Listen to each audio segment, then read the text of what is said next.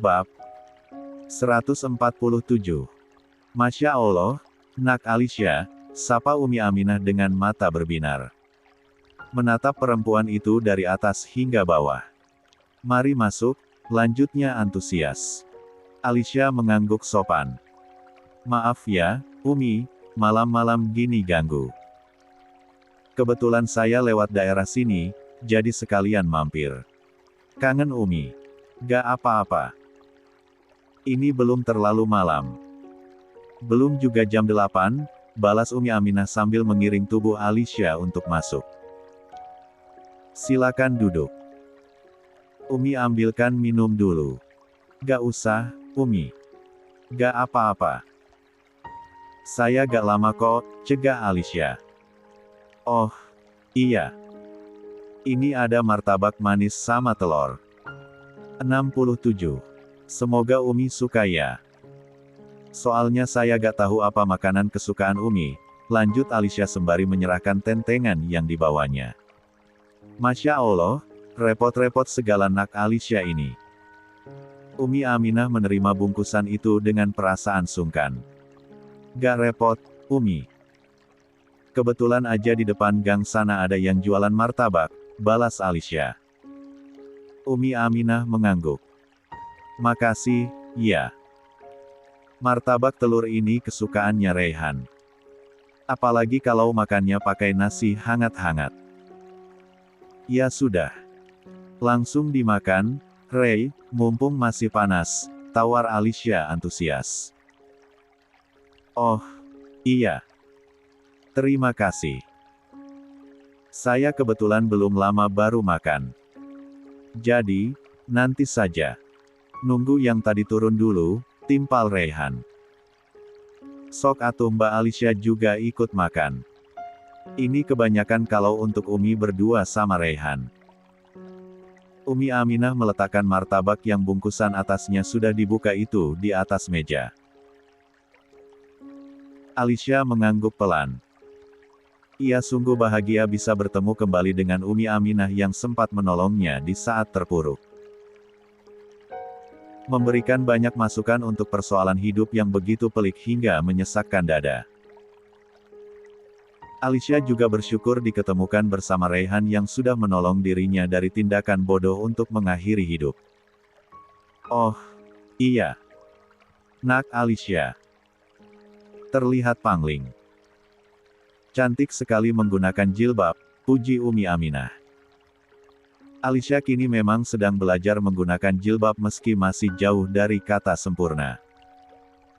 Bajunya masih menggunakan celana dan atasan, bukan gamis atau rok yang longgar. Masih belajar, Umi. Lagi membiasakan diri, aku Alisya sembari tersipu. Alhamdulillah. Galak apa-apa, pelan-pelan saja. Semua orang memang butuh proses untuk berubah lebih baik dalam segala hal. Gak ada yang instan. Yang penting tetap istiqomah, timpal Umi Aminah bijak. Amin. Semoga benar-benar bisa istiqomah dan menjadi pribadi yang lebih baik lagi, balas Alisya. Wanita berbeda generasi itu terus saja berbincang ringan. Sementara Reyhan memilih masuk ke dalam kamarnya.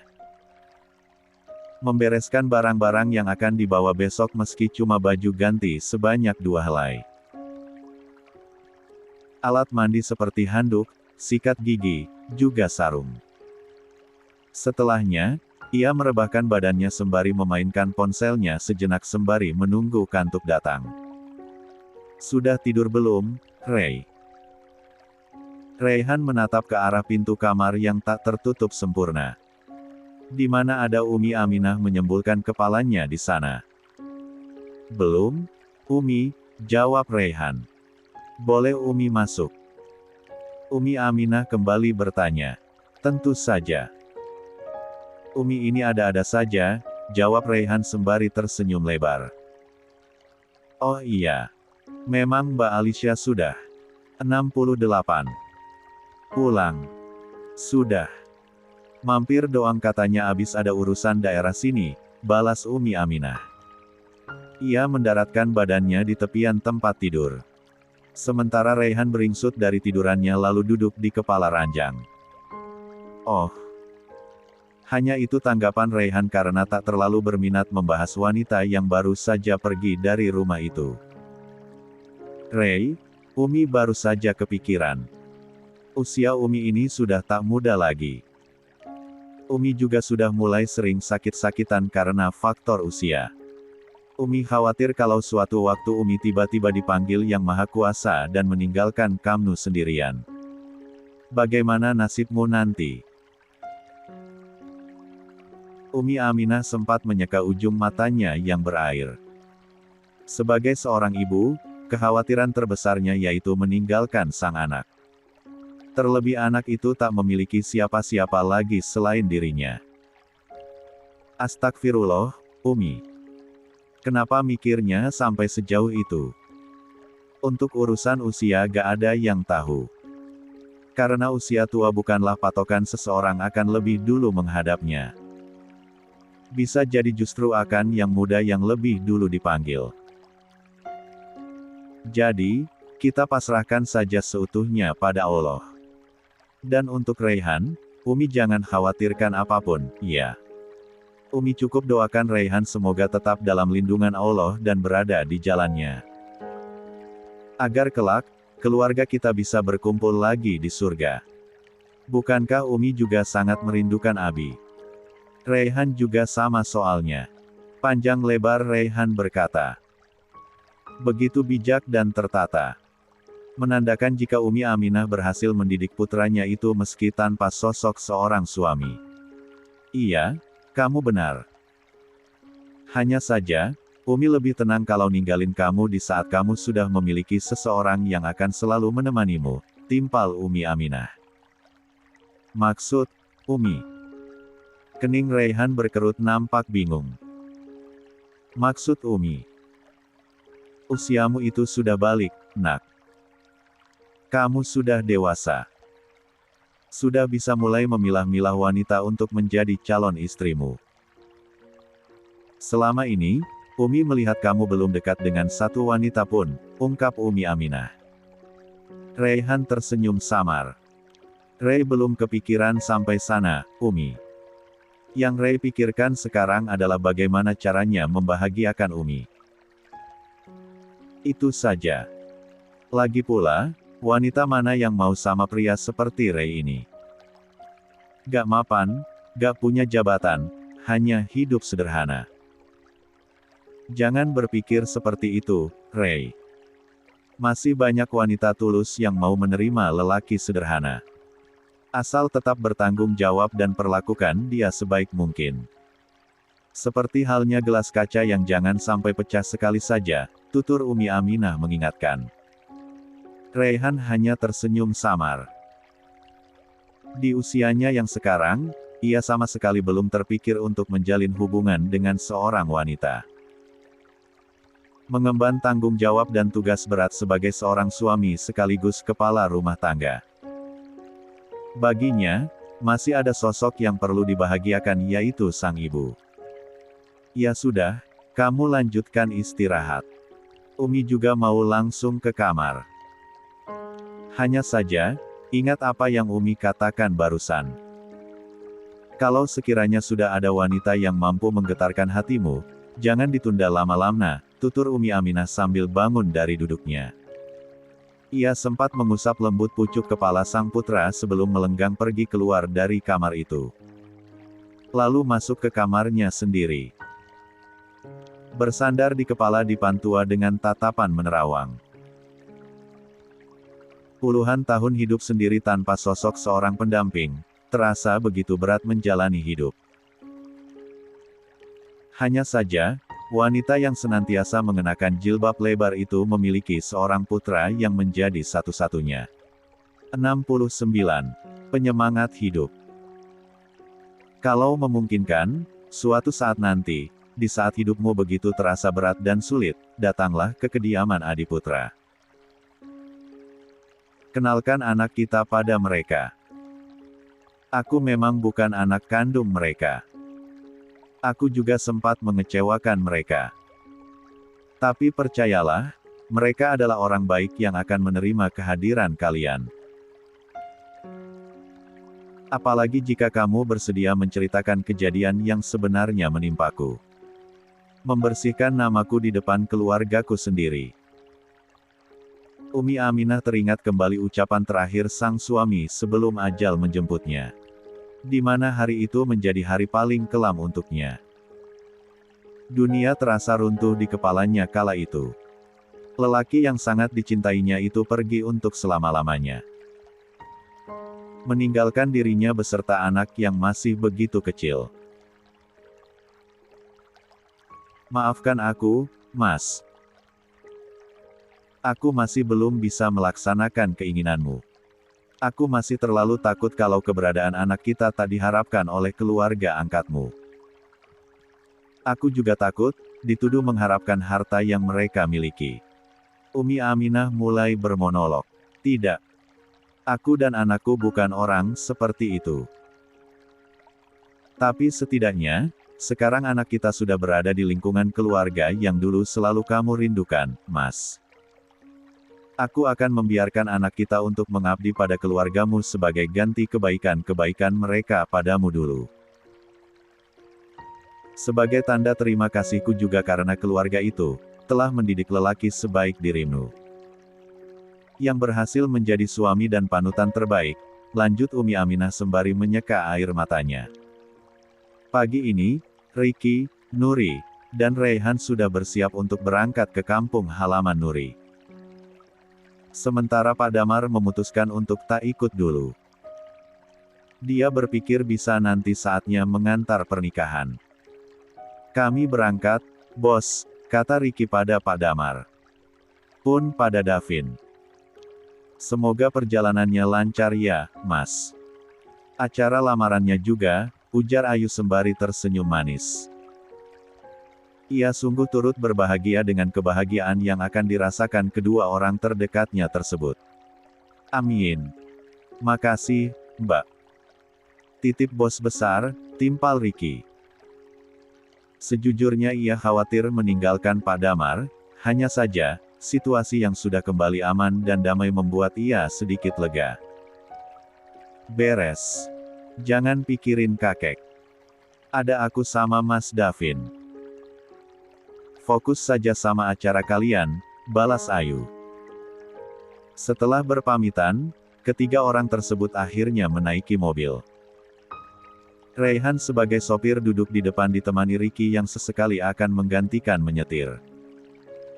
Sementara Nuri duduk di jok belakang seorang diri.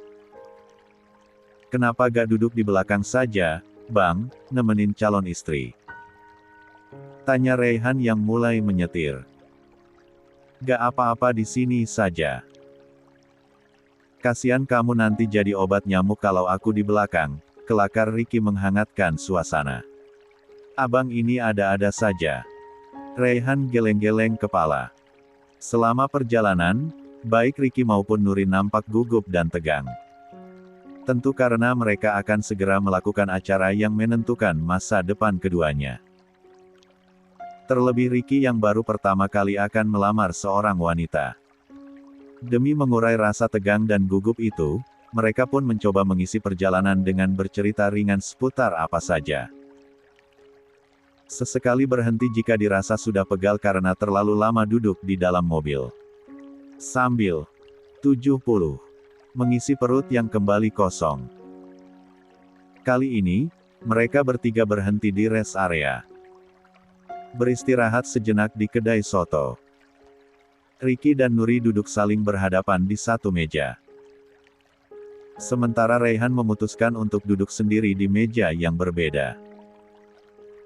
Raihan yang mejanya persis di samping Ricky dan Nuri, sesekali melirik ke pasangan kekasih tersebut. Senyum-senyum sendiri menyaksikan keromantisan yang diperlihatkan keduanya. Meski hanya berupa menyuapi satu sama lain atau sekadar membantu mengusap noda makanan. Ray. Panggil Ricky hingga Raihan menoleh. Gak ada keinginan juga untuk punya kekasih halal. Lanjut Ricky menggoda rekannya itu. Raihan tersenyum kecil. Enggak, Bang. Tenang sajalah. Masih belum kepikiran. Iya sih, toh usiamu juga masih sangat muda. Kalau gitu kemati saja dulu masa mudamu sambil pilih-pilih wanita yang akan jadi istrimu nanti. Asal jangan kebablasan kayak aku. Sudah mau kepala 4 baru mau menikah. Untung gak jadi bujangan lapuk juga, timpal Ricky diakhiri tawa kecil. Tawa untuk menertawakan dirinya sendiri. Raihan kembali tersenyum kecil. Ia tak lagi menanggapi. Lebih memilih untuk meneruskan sisa makanan yang tinggal beberapa suap lagi. Ayo, lanjut lagi. Masih setengah perjalanan, ajak Ricky antusias. Lebih kali, Mas. Soalnya rumahku lumayan jauh dari kotanya. Harus ke kampung lagi, sambar Nuri cepat. Gak apa-apa, Nur. Sejauh apapun, pasti akan aku tempuh. Kalaupun ada di gunung, pasti akan kudaki. Kalau ada di laut, pasti akan aku selami, kelakar Ricky. Astagfirullah, lebay. Nuri langsung menepuk keningnya sendiri melihat kelakuan calon suaminya tersebut. Sementara Raihan hanya geleng-geleng kepala sambil tersenyum lebar melihat kelakuan rekan kerja yang biasanya dingin dan datar, tapi bisa berubah humoris saat jatuh cinta. Setelah menempuh perjalanan lebih dari 5 jam lamanya, mobil yang dikemudikan Raihan sesuai petunjuk yang diberikan Nuri, akhirnya berhenti di depan sebuah rumah sederhana. Meski begitu, rumah semi-permanen bercat biru yang dikelilingi dengan pagar bambu tersebut tetap terlihat bersih dan nyaman. Apalagi di sekelilingnya dipenuhi oleh tanaman hias dan bunga-bunga di dalam pot. Nuansa pedesaan pun begitu kentara saat Ricky dan Raihan turun dari mobil. Sementara Nuri sudah turun lebih dulu. Assalamualaikum. Mak, Emak. Nuri pulang. Suara lantang Nuri terdengar penuh kebahagiaan. Val, Naufal, ibu pulang, nak. Lanjut Nuri menyeru sang putra sembari membuka pagar bambu. Ibu. Seorang anak laki-laki berusia 3 tahun langsung keluar rumah dan berlari hendak menyongsong Nuri. Di belakangnya diikuti wanita parubaya yang kepalanya mengenakan ciput. Naufal. Nuri berjongkok saat anak itu hampir sampai padanya. Ia lalu mendekap sang putra erat-erat begitu tiba di hadapannya. Ibu kangen, nak, lirih Nuri sembari mengeratkan pelukan. Ia juga bertubi-tubi mendaratkan kecupan di pipi. 71. Dan pucuk kepala sang putra. Oval juga kangen ibu, timpal anak itu cadel. Di belakang sana, Ricky menatap sepasang ibu dan anak itu dengan mata berkaca-kaca. Tiba-tiba saja ia teringat pada mendiang sang ibu dulu yang berjuang membesarkan dirinya seorang diri. Persis seperti yang dialami Nuri. Astagfirullah. Nuri langsung menoleh begitu sadar jika kedatangannya tak seorang diri. Mas, sini. Kenalin ini anak sama ibuku, kata Nuri memanggil Ricky dan Raihan dengan lambaian tangan. Ricky melangkah lebih dulu. Mendekat pada ibu Nuri lalu bersalaman sopan. Ricky, katanya. Setelah itu, ia membungkukkan badannya agar sejajar dengan anak Nuri yang nampak sangat tampan dan menggemaskan di matanya. Hai, namamu siapa? Nama Om Ricky. Kenalan yuk. Rika mengulurkan tangannya pada bocah tersebut. Mencoba mengakrabkan diri. Namun, bukannya membalas uluran tangan Ricky, Naufal justru buru-buru bersembunyi di balik badan sang ibu. Sayang, jangan takut. Om Ricky itu, teman ibu, bujuk Nuri lembut. Ayo, kenalan dulu. Om Ricky baik loh. Naufal menggeleng. Oval gak mau. Pasti itu orang yang akan jadi ayah tiri Oval. Ayah tiri kan jahat, Pekiknya lantang. Astagfirullah. Kenapa Naufal bicara begitu? Siapa yang ngajarin? Tanya Nuri keheranan. Padahal selama ini, anaknya itu adalah anak yang baik dan penurut. 72. Wajah anak laki-laki berbola mata hitam legam dengan kedua alis lebat itu tak menunjukkan wajah bersahabat pada lelaki yang dibawa Nuri ke rumahnya. Pancaran matanya justru menyiratkan ketakutan bercampur kebencian. Sayang, gak boleh gitu, ya. Ibu kan sering ngajarin kalau Naufal harus hormat sama orang yang lebih tua. Apalagi ini tamu yang dibawa ibu.